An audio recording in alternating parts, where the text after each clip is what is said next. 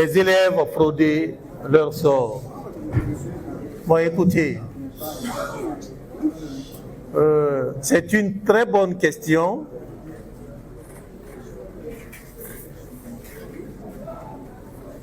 Je vais vous dire ici tout de suite qu'aucun élève n'est en prison.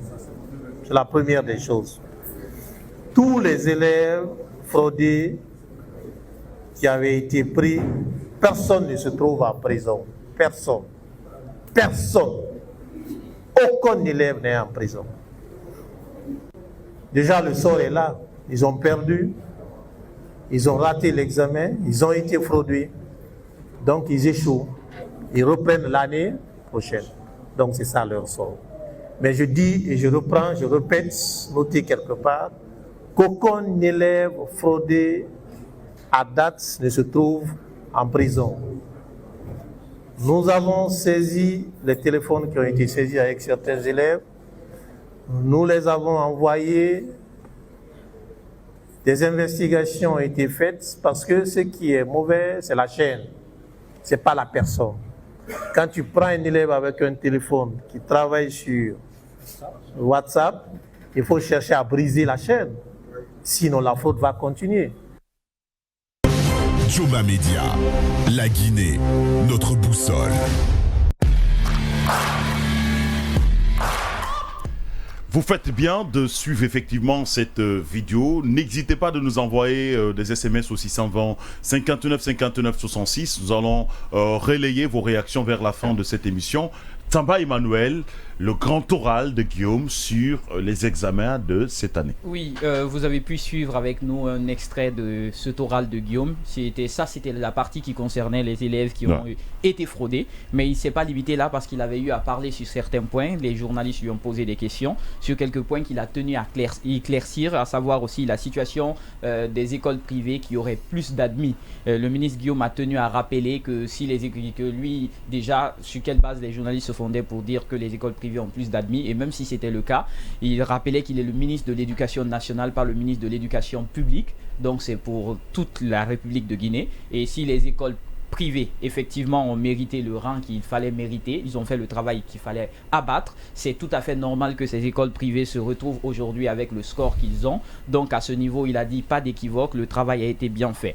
Après, il est venu sur une situation de plus ou moins intéressante, très intéressante d'ailleurs, c'était la situation des enseignants contractuels, parce qu'on sait tous que dans la cité, ça avait fait bruit. À un moment donné, même ceux de l'AB avaient grévé, ceux de Dalaba. Il y a eu plusieurs grèves des enseignants contractuels. Il a rappelé qu'à date, ils ont eu à embaucher plus de 18 000 enseignants contractuels, ce qui reste à voir, parce que 18 000, ce n'est pas un nombre des moindres quand il dit que 18 000 contractuels ont été enrôlés. Et à côté, il dit que les travaux continuent, et c'est des travaux de réflexion qui se font en comité avec plusieurs ministères. On a le ministère de l'administration du territoire et de la décentralisation, le ministère de l'enseignement préuniversitaire. Vous avez aussi le ministère en même temps de la fonction publique aussi qui est associé au projet. Cela permet aujourd'hui de faire un travail ensemble, et ils ont même associé le ministère du budget pour voir comment continuer, selon les propos du ministre Guillaume Awing, comment continuer à enrôler le reste des enseignants contractuels, parce qu'il a reconnu qu'il y a un déficit criard en termes d'enseignants et surtout à l'intérieur du pays. Et l'autre aspect, il a aussi soulevé un aspect très important dans sa communication, c'est le budget. Le budget cette année des examens nationaux est passé de 45 milliards à 55 milliards. L'année dernière, c'était à 45 milliards. Cette année, on se retrouve à 55 milliards. Il a justifié ce budget par l'amélioration des primes des différents acteurs, que ce soit au niveau de la correction, de la centralisation des données, des surveillants et tout cela. C'est comme ça qu'il a justifié les 55 milliards.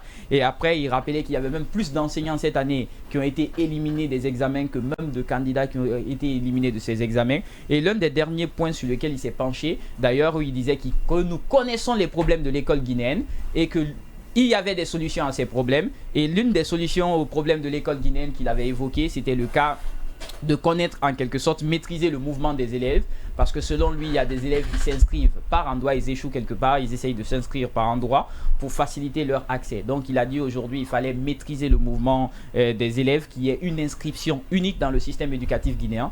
Et quand on sait le nombre de problèmes auxquels nous sommes confrontés, d'ailleurs dans sa communication, il y a un point surtout que moi, ce qui m'a interpellé, c'est quand il dit qui reconnaît que le système éducatif ne se limite pas aux examens nationaux. Oui. Sauf que là, vous avez à peu près un budget de 55 milliards pour juste un examen national, et de l'autre côté, ça ne se limite pas aux examens nationaux, mais jusqu'à date, on ne voit pas vraiment de véritables actions déployées, à part les actions liées aux examens nationaux. La campagne, de la même manière qu'il met en lumière sa campagne pour les examens nationaux, moi je pense aujourd'hui, de la même manière qu'il met en lumière sa campagne pour les examens nationaux, s'il posait vraiment des actions concrètes, il aurait dû mettre en lumière ces actions-là, ne pas seulement attendre les examens. On a tous vu un ministre plus ou moins, peut-être un ministre influenceur, un ministre blogueur, même dans les messages, quand il doit annoncer les résultats, il met dans quelques heures, ça fait 2000 partages, tout le monde est content. Quand il se montre en train de vérifier, tout se passe bien dans les salles de classe avec ses caméras de surveillance, il communique plus sur ces actions-là, plutôt que de communiquer sur les véritables réformes qui sont faites, qu'est-ce qui est fait en termes d'amélioration des salles de classe, qu'est-ce qui est fait en termes d'amélioration des conditions de vie des enseignants, qu'est-ce qui est fait en termes d'amélioration de l'espace d'études, en termes d'amélioration des documents d'études. Est-ce que les enfants aujourd'hui ont accès aux documents de base avec le concours de l'INRAP pour pouvoir étudier dans les salles de classe? Parce qu'on ne peut pas étudier si on n'a pas accès à des documents. Les infrastructures, c'est une chose, mais les documents aussi, c'est important pour un système éducatif. Les documents, c'est important. Oui, Yacine Palé, cette sortie du ministre Guillaume Aoun inspire quoi? Après cette conférence de presse, si je suis président, je limoge mon ministre. Wow. Ce qui s'est passé, c'est un vrai aveu d'échec. Et c'est en fait ce que Guillaume a dit, c'est que de façon tacite, j'ai trouvé des réformes que je n'ai pas poursuivies. Je me rends compte que c'est une erreur. Et aujourd'hui, il n'y a pas de lisibilité. Je comprends qu'il va falloir que je fasse comme ça. La maturité professionnelle. Alors, mais c'est le gouvernement des stagiaires. Je vais revenir où? Il a parlé de maîtrise. Je le dis. Solidarité gouvernementale oblige. Il a parlé de maîtrise de candidats qui l'inscription, la maîtrise de l'inscription des candidats. Oui, c'est la maîtrise des candidats, en fait. Savoir où ils vont, qu'est-ce qu'ils vont faire, où ils sont candidats ou pas. Mais il a trouvé une idée ingénieuse du professeur Bano, qui était de passer à la biométrie. Oui. En fait, de faire en sorte que tous les candidats soient mis dans un fichier. Oui. Et ce processus devait se continuer, devait se poursuivre jusqu'à ce qu'on arrive à la première année de l'école primaire où l'enfant, chaque élève guinéen allait avoir un matricule fiché dès qu'il fait son entrée à l'école, un numéro unique dès la première année de l'école primaire. C'est ce processus qu'il a interrompu. La biométrisation, il l'a bloqué. Ça avait commencé la première année. La deuxième année, puisque la première année, il y avait eu des problèmes, la deuxième année, on était en train de travailler pour avoir un meilleur équipement pour pouvoir le faire la troisième année. C'est entre-temps que le professeur Bano a été débarqué pour envoyer celui que tu as qualifié de ministre blogueur et qui, pour moi, est l'un des piètres ministres que nous avons connus dans ce secteur. L'autre chose, c'est par rapport au nombre de surveillants qui serait plus élevé que le nombre de candidats. Mais ce n'est pas une information. Ça, c'est depuis toujours. Quand tu prends un candidat en train de frauder, de tricher en classe, qu'est-ce que tu fais? Tu le renvoies. Mais en classe, il y a 2 surveillants. Tu renvoies les 2 surveillants aussi. Et si un autre candidat est pris dans une autre salle, c'est comme ça que ça se passe.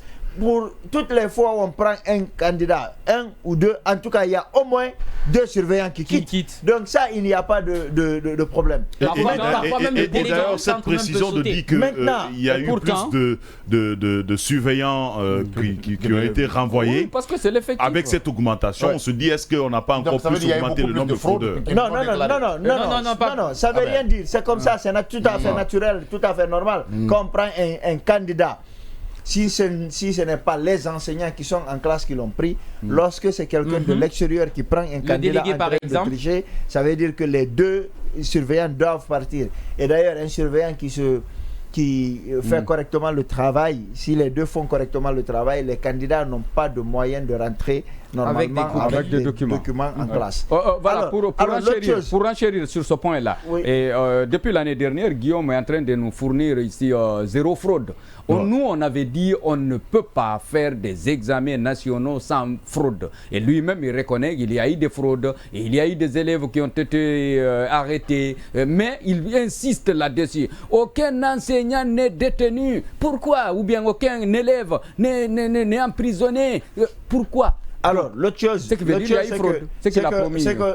qu'il se dédie. Parce qu'on avait parlé de ce candidat qui avait agressé l'enseignant qu'on avait traduit devant les tribunaux d'ailleurs. Devant les tribunaux et autres. Et l'autre chose, c'est par rapport à toutes ces personnes, il avait dit quand il était arrivé, et j'avais dit l'année dernière que c'était un excès de zèle et que ça ne devrait pas se passer. On ne peut pas être sanctionné pour une faute que nous n'avons pas commise. Qu'est-ce qui se passe? Il avait dit que si on te prend cette année en train de, avec des documents, tu es éliminé pour cette année et tu es éliminé pour l'année suivante. Oui, oui, j'avais dit que c'est bête parce que ça va entraîner le décrochage scolaire. Le décrochage scolaire. Les enfants vont quitter. Imaginez un enfant qui est pris en 6e année ou en 10e année. Et si en 10e année déjà on te renvoie, pour 2 ans, tu arrêtes les études. Et les expériences scientifiques et sociologiques ont prouvé que quelqu'un qui n'a pas fait plus de 10 ans de scolarisation, au bout de quelques années, se retrouve dans l'illettrisme. Et donc, c'est comme s'il n'a rien fait. Alors, aujourd'hui encore, il se dédie. Non, là, quand même, je suis d'accord avec lui. Pour une fois, on va arrêter. On ne peut pas. On prend un candidat. Moi, si c'était moi, l'élimination en soi est une sanction. L'élimination de l'examen en soi est une sanction. Tu n'es pas admis à l'examen, ça suffit. Alpha, c'est comme dans les règles de football. C'est lui qui tente de voler. Est-ce que vous savez que quelqu'un... Et puis on donne un carton rouge. Mais des fois aussi, on remercie directement l'équipe. Quelqu'un qui est ajourné une année, c'est déjà suffisant. On remercie l'intéressé. Il ne faut pas encourager le vol, mais personne n'encourage le vol, on est en train de te dire le problème c'est qu'Alpha va à l'oreille. Il y a la formation. Alpha, il faut on va écouter Yacine, on va écouter Yacine, s'il vous plaît. L'oreille d'Alpha du côté droit est bouchée. Ça fait que ce que je dis, il ne comprend pas. Non. Il ne comprend pas du tout. Sinon, je n'ai pas dit de ne pas sanctionner les candidats qui sont pris en flagrance délit. Le débat tourne autour de la non, on va écouter Yacine, pardon. On va écouter Yacine. Il faut les éliminer. Et le candidat qui est éliminé cette année, ça peut être en fait une occasion de prise de conscience et qu'il travaille davantage pour être admis l'année d'après. L'année d'après. Si lui il est éliminé pour 2 ans, ça veut dire que quelqu'un qui fait la 10e année, 2 années, lui il n'étudie pas. Parce qu'il va pas tu ne vas pas aller à l'école toute l'année, sachant que tu ne vas pas avoir le droit à la composition. Tu as triché et quand tu triches, tu dois être sanctionné. Et d'ailleurs, ça cause un peu le retard sur l'évolution de l'enfant. Non, c'est pas le retard. Ça va entraîner une désertion scolaire. Mais ça c'est sûr. Ça va entraîner une désertion scolaire. Et l'autre chose qu'il a dit. Un voleur, il cherche quoi à l'école? Il n'a qu'à aller faire un autre métier. Et l'autre chose qu'il a dit. Il n'a qu'à aller faire un autre métier. Tu n'as jamais copié toi à l'école, toi? Il n'a pas étudié pour copier. C'est pourquoi il est là. J'assume. Non, c'est oui. En exclusivité, Alpha et Gourma. Tu n'as jamais copié toi? On copié à l'école. Tu n'as jamais prié à flagrant délit? Pas du tout. Alpha avait triché, il ne serait pas là. C'est parce qu'il a bien étudié qu'il est là. De ce côté-là, je suis d'accord avec lui. Si toi tu fais ce mea culpa là, on devrait te retirer tes diplômes. Je vous mets tous au défi, quelqu'un qui n'a pas triché. Allez au lycée, pas au collège. Non, on va s'écouter. Mes enseignants sont en à l'époque, on les appelait les copiateurs. On va se calmer. Oui, Yacine, on continue avec toi. Je vais continuer. L'autre chose, c'est par rapport aux examens. Il reconnaît qu'il faut faire plus d'efforts. Mais sauf que il a déjà commencé à mettre en place la stratégie pour les examens de l'année prochaine. Mais jusqu'ici, il a trouvé... Il n'en est pas bien tiré. Pour l'année prochaine, déjà, il fait la stratégie pour les examens. Alors qu'il avait trouvé une catégorisation des enseignants en tiers moins, tiers faible et tiers fort. Et non formable même.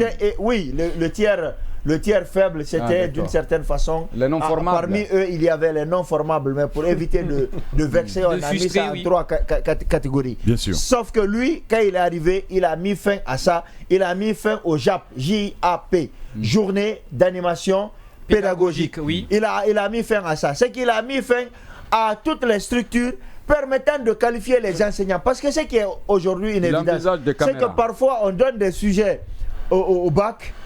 Des enseignants qui donnent cours en terminale ne sont pas capables d'y faire face.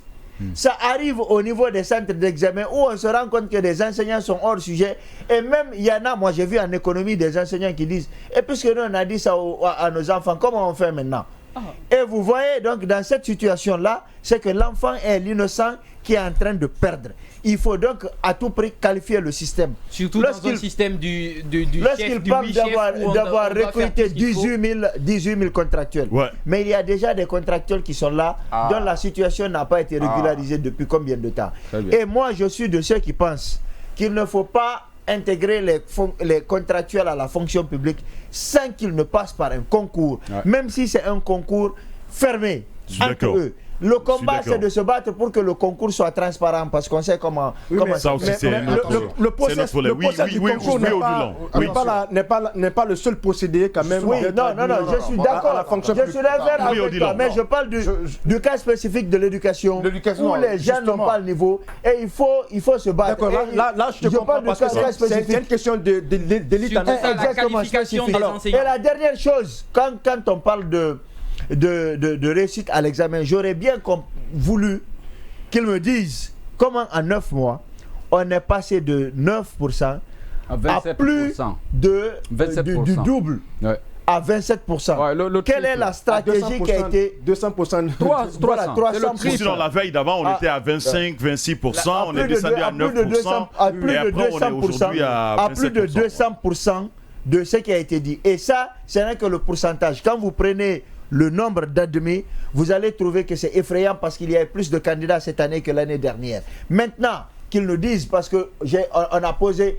aucun membre du département de Guillaume n'a été capable de nous dire quelle est la nouveauté de cette année qui a permis que ça change. La prise de conscience généralisée. Non, mais personne d'entre eux, mais prise de conscience, c'est des conneries qui ne veulent rien dire. C'est la seule phrase qu'ils ont à nous dire. Du ministre au planton, personne n'est capable de vous dire qu'est-ce qu'ils ont fait. Ce que je crains, c'est qu'il y a eu des fantaisies dans le repêchage. Je rends hommage à cet illustre enseignant professeur Vali Condé, monsieur Vali Condé, qui avait fait, pas Vali Konaté que nous avons eu, qui était un excellent professeur de français, mais je parle de monsieur Vali Condé, qui a fait un diagnostic de ces résultats-là et qui montre la fantaisie d'un enfant qui avait des 18, 19 en français, enfin en sciences sociales en plus. Il a démontré, c'est pas évident quand même. En mathématiques, on peut comprendre comment il a mis en nu un certain nombre d'incohérences dans ces résultats-là, et je trouve qu'on devrait nous expliquer plus clairement ce qui s'est réellement passé. Oui, Odilon. Moi, je voudrais avoir d'abord une vision globale de la chose, en allant même au-delà de ce discours du ministre. Surtout en m'appuyant sur cet élément qui nous a été brossé par Palais. On a pour habitude en Guinée, de remettre toujours en cause les bonnes choses qui ont été faites par nos prédécesseurs. On oublie que l'État aussi, c'est la continuité. On oublie que toutes les initiatives qui sont posées dans nos administrations, qu'elles soient publiques ou privées, demandent également de gros investissements. Donc j'ai mal ce matin qu'on apprenne que le Dr Bano, par exemple, avait mis sur pied cet excellent projet qui a été foulé au sol parce que il était d'un régime X ou Y. Il faut à un moment donné qu'on arrête. Mais ça ne devait pas être une raison. De toute façon, l'administration est une continuité. Ces règles et ces nouveautés qui apportent quand même de dynamisme dans le processus de la bonne gestion de l'administration devraient continuer. Mais malheureusement, en Guinée, chaque fois qu'on nomme un ministre, il vient avec une nouvelle politique, et l'ancienne politique, pour lui, il faut le fouler au sol. C'est vraiment un problème pour le pays. Vous savez pourquoi?